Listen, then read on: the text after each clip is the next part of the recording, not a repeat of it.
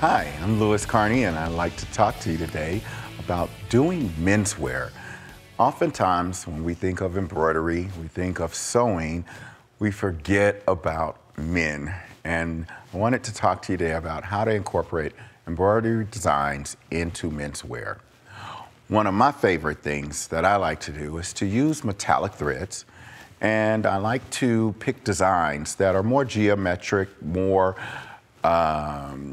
abstract, as opposed to something florally that you might choose for a little girl.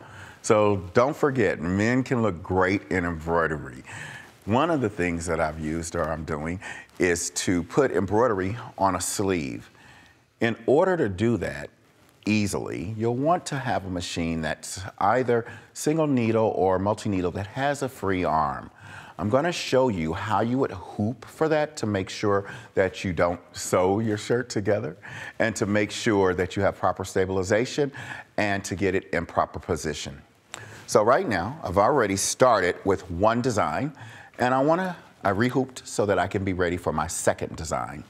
I've pulled up my design, and at this point, my machine is ready to go. I'm going to simply get ready to start it, and while the machine is going, I'm going to show you on another shirt so I can have it ready, kind of production style, so it's ready to embroider the next set.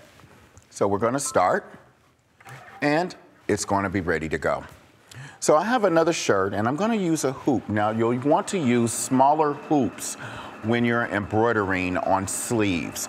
You can also use this for pant legs, so it's wonderful to have a single needle or a multi-needle machine with a free arm, because you don't have to take out your underseam. So I have a shirt, and I'm going to just find the position on my sleeve.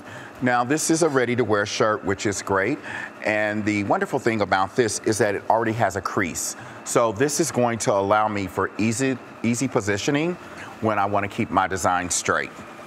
So I have my shirt, and I've marked my hoop with the center marks so that I would know which direction it needs to go into the sleeve so that it will stay in position. So we're going to take our inner ring, and you'll notice that I'm not hooping this with stabilizer. I put the stabilizer under the hoop. So we're going to position this, and the first thing you want to do is take your hoop, the inner piece, and position it where you want. And in this case, I've positioned it right on the sleeve cap. This is going to go on the center and go all the way down the sleeve. You'll reposition, rehoop after you have embroidered the first one. You're going to position your second hooping and your third hooping. Notice that I can go all the way down the sleeve because I have a free arm. So let's get our first hooping positioned. I'm going to line this up, and my outer hoop, which has the screw in it, is positioned under, and we'll just line that up so that it is now straight along the crease and it's ready to embroider. When you attach this to the machine, you'll want to use a stabilizer, and I like to use a tearaway stabilizer for things like this. And when I use a tearaway stabilizer, you're going to just tear a little piece of this off so that you're able to slide it directly under the arm of the machine. Now, when we look over at the machine that's going right now, the design, you'll notice that the stabilizer is simply floating under the embroidery hoop and the design. That is so that you can have freedom of movement, and it will allow the sleeve to move clearly over the free arm. You'll want to do the same thing if you're going to do embroidery on trousers. So for example, these trousers are able to be embroidered completely without removing the inseam all the way up the leg with the free arm. Now, while the machine is going and this embroidery is moving along, we'll want to think about placement, which is kind of key with menswear. Ladies wear and women's wear, you can have a little bit more flexibility. With menswear, a little more structure makes the embroidery stand out a little more, and it makes it so that the design is on the gentleman and it's blending with his suit. So in this case, I've decided to embroider entirely down the back of the shirt. You'll notice also that a small placement on a chest adds just a little hint. Now, when we talk about embroidery placement, we'll also talk about sleeves. So in this instance, I've embroidered entirely down the sleeve without removing the inseam because of my free arm.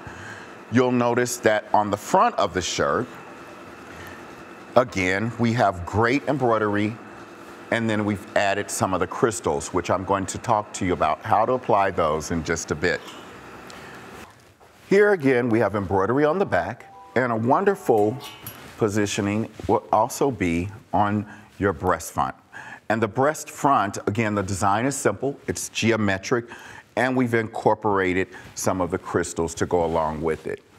Now, oftentimes you'll think, I don't want to have all that bling. This is for my husband. He's very simple. He doesn't like all of that bling. So another example will be the shirt that I'm wearing.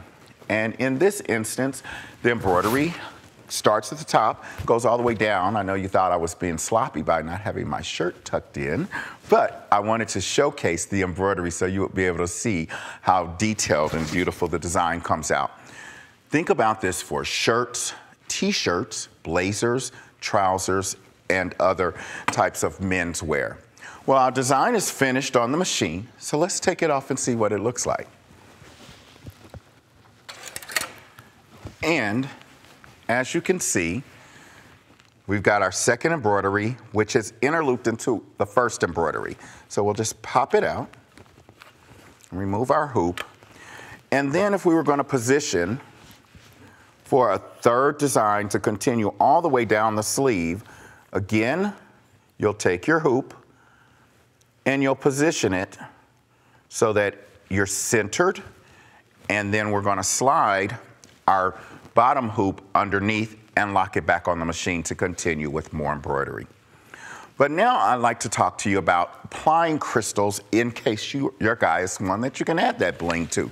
So let's show you how simple it is to add crystals. So we'll just move this piece out of our way. And there are a couple different ways to apply crystals. You can use crystals applying it with a wand, and a wand is a heat tool that will allow you to apply crystals one by one. So when we apply crystals in this manner, you can use something like a stencil, and a stencil has the holes already cut, it's already ready to go. You lay the crystals in each hole and you'll use the wand to apply.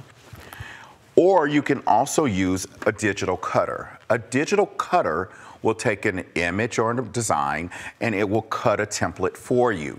So in this example, we have a template that's been cut, and I've already cut it from this, and you'll want to make sure to get all the proper supplies. So there's something like a flocking material, there's a transfer film, and the backer board, which makes this a permanent template. So, in my software, I've already designed a cut for the crystals to go to the digital cutter. So, the design is positioned, and at this point, we're going to simply tell it that we're ready to cut. While this is cutting, I'm going to go ahead and show you applying crystals one by one, and I also will show you using a template. So we'll let this start, and it'll begin cutting. Now, when you use a stencil, you don't have to use the whole piece. In this particular example, which I think is great, I've used the entire stencil and multicolored crystals. So this is a lot of fun, and what a great thing, you know, you got a luau to go to, you're on your vacation in Hawaii, just add a little bling to something without being overdone. But that night, you've got a party, and you'll want to jazz up just a plain black dress shirt, but you don't want to use the entire stencil. This is a traditional quilt block stencil, but we've only used elements of it. So don't think because something has all of these flowers in it, you can't simply cut a piece of it out.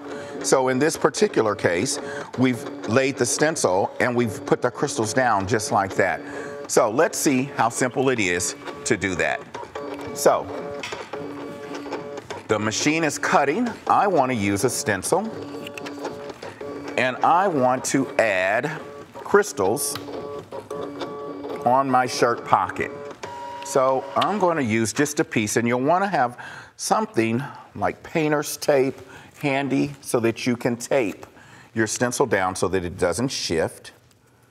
And I'm just going to lay my tape right directly. The great thing about this is it won't leave gummy residue on your shirt or your project. And we'll take some crystals, and I usually take a few. These are hot fix crystals, so they have glue on the back of the crystals. So when you use the wand, they will adhere directly to your project. And so you'll continue to place all of the crystals in the part of the design you want to use and lay them down. There are other tools that you can use also to help you lay the crystals down, just in case you have problems gripping them or they're flipping on you. And you'll continue along the process until you have all of the holes filled in the direction you want to go. Now this particular template is cut so that each of the crystals will fit directly through the hole, and then you'll simply lift the stencil up.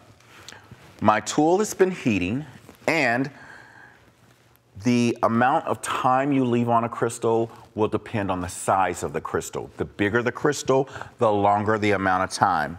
So the wands will have different size tips for different size crystals.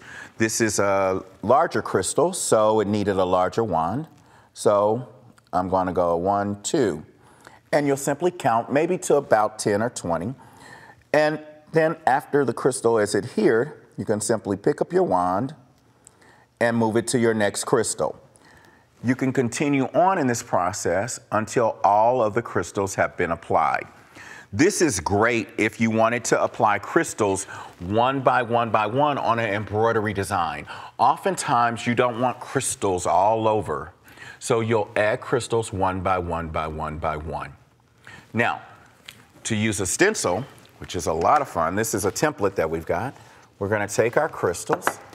You'll want to have press cloths, and you simply sprinkle the crystals over the top. Use your handy dandy brush, and in a light, gentle, circular motion, you'll brush the crystals until they fill in all of the holes. I'm brushing away the excess as I'm brushing. You'll end up where you'll have to place maybe a couple in some of the holes, but for the most part, they should all fall in right side up, and you'll brush away the excess. So now I'm going to brush away all the ones I don't need, and I just have a couple that I have to position. So very carefully and gently, you'll want to lift that. Get you a nice clean space to be able to work within. And so I have one upside down that I can just flip. And I have one missing and a second. You have transfer film, and that's what creates the decal. So we're going to take our transfer film. That's what's on this green backing. And it's a piece of film that you'll lift off. This film is reusable. You'll want to save this, so don't throw your backing away, because you'll continue to use that over and over again until it no longer sticks. We position it right on top. Now on a small design such as this, you can just use your fingers. If you had a larger pattern, you may want to use a brayer and roll the design. You'll gently lift this up and make sure all the crystals come up with the film. They are supposed to come up, so you want them to come up. Here we've created a ribbon pattern, you know, because there's lots of different charities out there that use the ribbon, and you'll position it where you want it to go, and you're going to stick the film. It's not supposed to stay permanent. This is just to get you to your ironing surface so that you can position the crystals. Now, I'm going to just move this one and kind of get my crystals away so that you guys can see me positioning and placing my template here. So and you can use a press, you can use an iron, any type of surface. You do not want the steam in the iron. You want it to be a high temperature and pressure. We are pressing, we are not ironing. You want to allow lots of pressure and let it set. And while that's setting, I'm going to take out my mat so that you guys can see how this design cut. And we'll peel this away. And as it peels away, all the dots will remain on the mat and you'll have your template. So now we're going to take this up and want to just check it and make sure the crystals have set. So if it doesn't get hot enough the first time, go ahead, lay it back down, cover it, don't move anything. And again, high heat and nice pressure. This is how simple it is to do all of the wonderful things for menswear. It doesn't mean a thing without that bling.